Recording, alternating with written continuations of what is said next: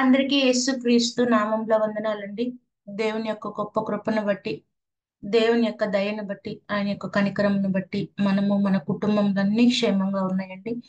మన మంచి ఆరోగ్యము దయచేసి కుటుంబంలో ప్రతి ఒక్క విషయంలో దేవుడు మన ఎడల ఎంతో కృపను చూపిస్తున్నాడండి. మరి మీరు మీ కుటుంబంలో ప్రతి ఒక్కరూ కూడా దేవుని కృప వల్ల క్షేమంగా ఉన్నారనుకుంటున్నామండి. అందుని బట్టి మన కన్న తండ్రి అయిన దేవునికి స్తుతి మహిమ కలుగును కాక. ప్రేమైన దేవుని పిల్లారా, మరి ప్రార్థన చేసుకొని ఈ రోజు వాక్యాన్ని ధ్యానం చేసుకుందామండి. పరిశుద్ధుడా, ప్రేమ నమ్మకము కలిగిన మా ప్రియ పరలోకపు తండ్రి, నీ ఘనమైన నామానికి వేల కొలది వందనాలు, స్తుతులు, స్తోత్రములు తండ్రి. నా తండ్రి, ప్రతి విషయంలో నా తండ్రి, నా మా జీవితాలలో నా తండ్రి ఎన్నో మేలులు జరిగించారు తండ్రి. ఆరోగ్యాలను దయచేస్తున్నారు తండ్రి, క్షేమాన్ని ఇస్తున్నారు తండ్రి. కుటుంబాల్లో, ఉద్యోగాల్లో, వ్యాపారాల్లో నా తండ్రి, మా అందరికీ నా తండ్రి మీ కనికరను, మీ కృపను, మీ ఆశీర్వాదాన్ని మాకు నా తండ్రి దయచేస్తున్నందుకు నా తండ్రి మీకే వేల కొలది వందనాలు, స్తుతులు, స్తోత్రములు తండ్రి. ఈ లోకమనే పాపంలో జీవిస్తున్న మమ్మల్ని నా తండ్రి వెదకి రక్షించిన తండ్రి, మీ ప్రియ కుమారుని రక్తంలో మాకు పాప క్షమాపణ ఉచితముగా దయచేశారు తండ్రి. అందుని బట్టి మీకే వందనాలు, స్తుతులు, స్తోత్రములు తండ్రి. దినదినము నా తండ్రి నీ మాటలతో నా తండ్రి మమ్మల్ని నడిపిస్తున్నారు తండ్రి. నీ మాటలతో మమ్మల్ని పోషిస్తున్నారు తండ్రి. ఆత్మీయంగా మమ్మల్ని బలపరుస్తున్నారు తండ్రి. అందుని బట్టి మీకే వందనాలు, స్తుతులు, స్తోత్రములు తండ్రి. ఈ మాటలు వింటున్న ప్రతి బిడ్డని జ్ఞాపకం చేసుకోండి తండ్రి. ప్రతి కుటుంబాన్ని జ్ఞాపకం చేసుకోండి తండ్రి. బిడ్డలు నా తండ్రి ఏ అవసరాల కోసం, ఏ అక్కర్ల కోసమైన తండ్రి ఈ పాద సన్నిధిలో మొరపెట్టుచున్నారు నా తండ్రి.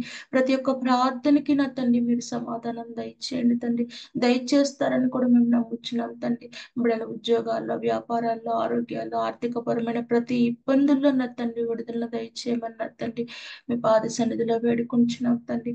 మరి ముఖ్యంగా నా తండ్రి ఆత్మీయంగా మేము ఎదుగులాగున మీ కృపను సహాయమును దయచేయండి తండ్రి. మీ మాటలను విని విడిచిపెట్టే వారం కాకుండా నా తండ్రి ఆ మాటల ప్రకారం మా జీవితాల్లో మేము బ్రతికి పరలోక రాజ్యాన్ని చేరుకునేలా ప్రతి ఒక్కరము నా తండ్రి ప్రయత్నించలాగినటువంటి జ్ఞానమును, ఆలోచన, శక్తిని, బలమును మాకు దయచేయమని నా తండ్రి.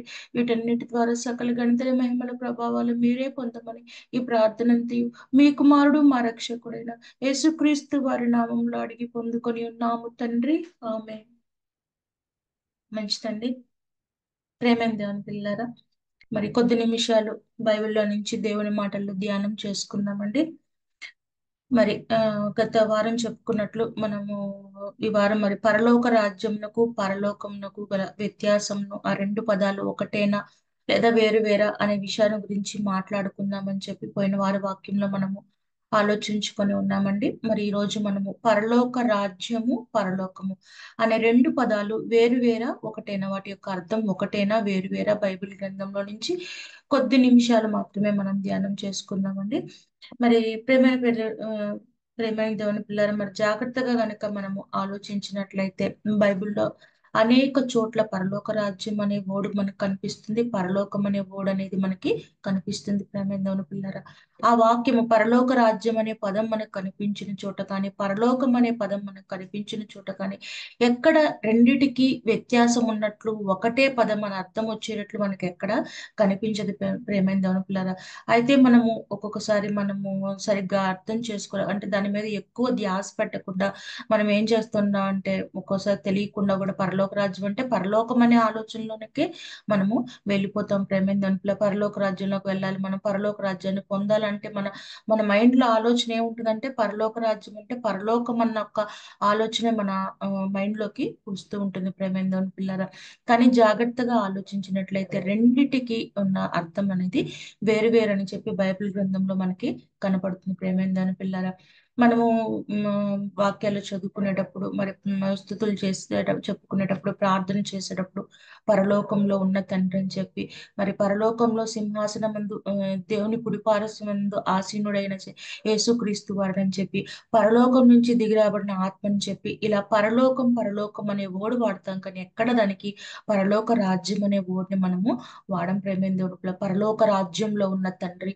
పరలోక రాజ్యం నుండి దిగి వచ్చిన పరిశుద్ధాత్మ, పరలోక రాజ్యంలో దేవుని కుడి పారస్తున్నందున యేసుక్రీస్తు వారు అని ఓడి మనం ఎక్కడ వాడం. ప్రేమైన దేవుని పిల్లరా, అక్కడ ఖచ్చితంగా మనం మెన్షన్ చేస్తాం. పరలోకంలో ఉన్న మన కన్న తండ్రి, పరలోకంలో ఉన్న మా కన్న తండ్రి అని చెప్పి, పరలోకం నుంచి దిగి వచ్చిన పరిశుద్ధాత్మ అని చెప్పి ఖచ్చితంగా మనము మెన్షన్ చేస్తాం. ప్రేమ దేవుని పిల్ల, దానికి అర్థం ఏంటంటే పరలోకము వేరు, పరలోక రాజ్యము వేరనే అర్థం మనకు ఖచ్చితంగా అక్కడ క్లియర్ అయిపోతుంది. కానీ ఒక్కోసారి తెలియకుండానే మన ఊహల్లో, మన ఆలోచనలో పరలోక రాజ్యం అనగానే మనకి వెంటనే పరలోకం అనే జ్ఞాపకానికి మనము వెళ్ళిపోతూ ఉంటాం. ప్రేమ దేవుని పిల్లరా, అయితే కొద్ది మాటల ద్వారా, కొన్ని వచనాల ద్వారా మనం అది కూడా మనం ఈరోజు ఆలోచన చేసుకుందామండి. రెండిటికి డిఫరెన్స్ ఉందా లేదా అనేది బైబిల్లోని వాక్యాల ద్వారానే మనము ఆలోచించేద్దాము. మనం కనుక జ్ఞాపకం చేసుకున్నట్లయితే ప్రేమ పిల్లలు, మత్తయి సువార్తను ఒకసారి చూద్దామండి. మత్తయి సువార్త 11వ అధ్యాయము 12వ వచనం. మత్తయి సువార్త 11వ అధ్యాయము 12వ వచనం ఒకసారి చూసుకున్నట్లయితే, బాప్తిస్మం ఇచ్చే యోహాను దినములు మొదలుకొని ఇది వరకు పరలోక రాజ్యము బలాత్కారముగా పట్టబడుచున్నది. ఇక్కడ పరలోక రాజ్యము గురించి ఒక మాట వ్రాయబడి ఉందండి. పరలోక రాజ్యము బలాత్కారముగా పట్టబడుచున్నది అనే మాట అనేది ఇక్కడ వ్రాయబడి ఉంది. అంటే పరలోక రాజ్యం బలాత్కారంగా పట్టబడుచున్నది అనేది మాట ఇక్కడ మనకు కనపడుతుంది. అంటే దాన్ని బట్టి మనం అర్థం చేసుకోవాల్సింది ఏంటంటే, పరలోక రాజ్యము బలాత్కారంగా పట్టబడుచున్నది, కానీ పరలోకం బలాత్కారంగా పట్టబడిద్దా అనే మన ఆలోచన మనము కలిగి ఉండాలండి. పరలోకాన్ని ఎవ్వరు బలాత్కారంగా పట్టుకోలేరు. దాన్ని మనమేమో బలాత్కారంగా దాన్ని మనం పట్టుకు ఎవరు వెళ్ళాలన్నా రావాలన్నా అది సాధ్యమయ్యేది కాదు. ప్రేమేందోను పిల్లరా, పరలోకమును ఎవ్వరు బలాత్కారంగా పట్టుకోలేరు. ఇక్కడ వ్రాయబడిన మాట పరలోక రాజ్యము బలాత్కారంగా పట్టబడుచున్నది అని వ్రాయబడిందంటే అర్థము పరలోక రాజ్యము వేరు, పరలోకం వేరు. ఇక్కడ పరలోక రాజ్యము బలాత్కారంగా పట్టబడుచున్నది, కానీ పరలోకాన్ని ఎవరైనా బలాత్కారంగా పట్టబడతారంటే అది అసాధ్యం. కనుక పరలోకము వేరు, పరలోక రాజ్యం వేరు. ప్రేమందను పిల్లరా, ఇంకా కొన్ని విషయాలు కూడా మనం జ్ఞాపకం చేసుకుని ఒక క్లారిటీకి వచ్చినట్లయితే, ఇదే మత్తయి సువార్త 13వ అధ్యాయము 24 నుంచి 30లో చదువుకున్నట్లయితే, 13వ అధ్యాయము 24వ వచనం నుంచి 30వ వచనం కనుక మనం చదువుకున్నట్లయితే ప్రేమైన దేవుని పిల్లరా, ఇక మనకు కనపడేది ఈ వచనాలన్నింటిలో మనకి ఏం కనపడుతుందంటే, పరలోక రాజ్యంలో గురుగులు ఉన్నాయి అన్న సందర్భాన్ని గురించిన మాటలు మనకి ఇక్కడ కనపడతాయి. ప్రేమైన దేవుని పిల్లరా, పరలోక రాజ్యంలో గురుగులు ఉన్నాయని చెప్పిన మాట మనకి ఇక్కడ కనపడుతుంది. మరి పరలోక రాజ్యంలో గురుగులు ఉన్నాయన్న మాట వ్రాయబడింది. మన ఆలోచన ప్రకారం పరలోక రాజ్యము పరలోకం ఒకటే అనుకుందామా అని, మరి పరలోకంలో గురుగులు ఉండటం సాధ్యమేనా అంటే అది అసాధ్యం. ప్రేమేందోని పిల్లల, పరలోక రాజ్యంలో గురుగులు ఉంటాయేమో కానీ పరలోకంలో గురుగులు ఉండటం అనేది అసాధ్యమైన మాట. ప్రేమేందోని పిల్లలు, ఇంకా కనుక మనం కొన్ని వచనాలు చూసుకున్నట్లయితే, ఇదే మత్తయి సువార్త 13వ అధ్యాయమేనండి, 40 47వ వచనం. ఇదే మత్తయి సువార్త, ఇదే 13వ అధ్యాయం 47వ వచనం చూసుకున్నట్లయితే, పరలోక రాజ్యము సముద్రంలో వేయబడి నానా విధమైన చేపలను పట్టిన వలను పోలి ఉన్నది. అది నిండినప్పుడు దాని దరికి లాగి కూర్చుండి మంచి వాటిని గంపల్లో చేర్చి చెడ్డ వాటిని బయటికి పారవేయుదురు. ఈ మాటలు మనం జ్ఞాపకం చేసుకున్నట్లయితే, పరలోక రాజ్యంలో మంచి చెడ్డ చేపలు ఉన్నట్లు మనకి ఇక్కడ కనపడుతుంది. ప్రేమ, రెండు చేపలు ఉన్నట్లు మనకి కనపడుతుంది. తర్వాత వేరు చేయబడతాయని చెప్పి సందర్భం మనకి ఇక్కడ కనపడుతుంది. పరలోక రాజ్యంలో మంచి చెడ్డ చేపలు ఉంటాయేమో కానీ పరలోకంలో మంచి చెడు అనేది రెండు అనేది అసాధ్యం. ప్రేమేంద్రుని పిల్లల, పరలోక రాజ్యం అనగా పరిశుద్ధమైనది. దాంట్లో పరిశుద్ధమైన వాటికి మాత్రమే స్థానం ఉంటుంది. పరిశుద్ధం కాని వాటిలో స్థానం అనేది ఉండదు. ప్రేమేంద్రుని పిల్లల, కానీ పరలోక రాజ్యంలో మంచి చెడు చేపలు ఉన్నాయంటే అర్థం పరలోకంలో ఉన్నట్ల. ప్రేమేంద్రుని పిల్లల కాదు. కనుక పరలోక రాజ్యము వేరు, పరలోకము వేరే అనే విషయం మనకి అర్థమవుతుంది. ప్రేమైన అంటారు. చివరికి ఇంకొక మాటను కనుక చూసుకున్నట్లయితే, ఇదే మత్తయి సువార్త 23వ అధ్యాయం చూసుకుందాం అండి. 23వ అధ్యాయము 14వ వచనం ఒకసారి చూసుకుందామంటే, 23వ అధ్యాయము 14వ వచనం.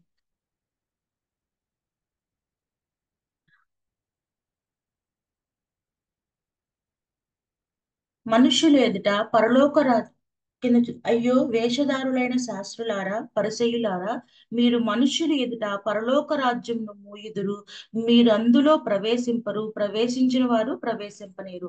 మనుష్యులు ఎదుట పరలోక రాజ్యమును మూయుదురు అని చెప్పిన మాట మనకి ఇక్కడ కనపడుతుందండి. అంటే మనుషుల ద్వారా పరలోక రాజ్యం మూయబడుతుంది, తెరవబడుతుంది అన్న విషయం మనకి ఇక్కడ కనపడుతుంది. ప్రేమేంద్రులారా, అంటే పరలోక రాజ్యం అనేది మనుషుడి చేత మూయబడుతుంది.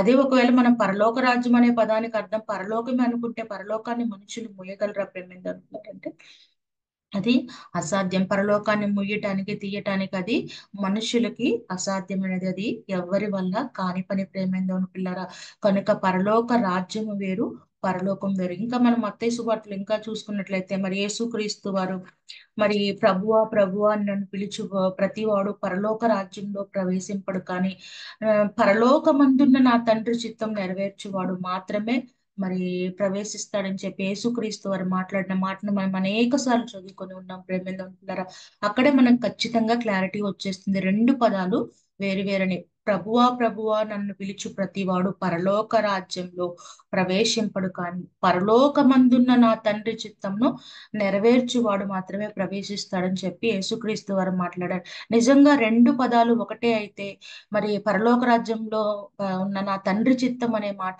యేసుక్రీస్తు వారు వాడి ఉండేవాళ్ళు. అక్కడ వాడిన మాట పైన పరలోక రాజ్యం అని వాడారు, కింద వచ్చేసరికి పరలోకమందున్న నా తండ్రి చిత్తం అని చెప్పి యేసుక్రీస్తు వారు మాట్లాడినట్టు మనకి కనపడుతుంది. ప్రేమేంద్రులారా, దీని ద్వారా మనం అర్థం చేసుకోవాల్సింది ఏంటంటే, రెండు వేరు వేరు పదాలు. పరలోకము వేరు, పరలోక రాజ్యము వేరు. పరలోక రాజ్యంలో మనం ముందు చూసుకున్నట్లు మంచి చెడు చేపలు ఉన్నట్లు, గురుగులు ఉన్నట్లు, దాన్ని ముయ్యటానికి మనుషులకు సాధ్యమైనట్లు ఇవన్నీ మనకు కనిపించినవి ప్రేమేందోను పిల్లరా. కానీ అవన్నీ పరలోకానికి వర్తించవు. పరలోకంలో మంచి చెడు రెండు ఉండవు. కేవలం పరిశుద్ధమైన వాటికి మాత్రమే పరలోకంలో స్థానం ఉంటుంది. దాన్ని ఎవరికి ముయ్యటానికి తీయటానికి మనకి ఎవరికి అది అసలు ఊహించడానికి అది అది అసాధ్యమైనది. ప్రేమ పిల్ల చేయటం పక్కన పెడితే ఊహించడానికి కూడా మనం అది అసాధ్యమైనది. కనుక పరలోక రాజ్యము వేరు, పరలోకం అనే పదాలు రెండు వేరు వేరు అనే పదాలను రెండు వాటికి అర్థం వేరు వేరన్న ఆలోచనను మనము కలిగి ఉండాలి. ప్రేమేంద్ర పిల్లలు అనేక చోట్ల మనము బైబిల్ గ్రంథంలో ఇంకా చాలా చోట్ల చూసుకున్నప్పుడు చక్కగా రెండిటికి వేరు వేరు వ్యత్యాసం అనేది ఉంటుంది. కనుక మనం వాక్యం చదువుకునేటప్పుడు వినేటప్పుడు పరలోక రాజ్యం అనగానే మనం ఊహల్లో పరలోకాన్ని మనము జ్ఞాపకం చేసుకోకూడదు. రెండిటికి అర్థాలు వేరు వేరు. అయితే వాటి యొక్క పూర్తి వివరణ మనము వీలైతే ఇంకో వారం మరి ఆ, వాక్యంలో మనం ధ్యానం చేసుకుందామండి. మరి ఇప్పటికైతే మన చదువుకున్న మాటలను బట్టి పరలోక రాజ్యము వేరు, పరలోకము వేరు అనే అవగాహననైతే మనకి వచ్చి ఉంది. ప్రేమేంద్రని పిల్లరా, దానిని బట్టి మనం వాక్య ధ్యానం చేసుకునేటప్పుడు దాన్ని నుంచి మంచి అవగాహనతో మనం వాక్య ధ్యానం చేసుకునే వారముగా ప్రతి ఒక్కరము ఉండాలని ప్రేమతో కోరుకుంటూ ఈ మాటలు ముగిస్తున్నానండి.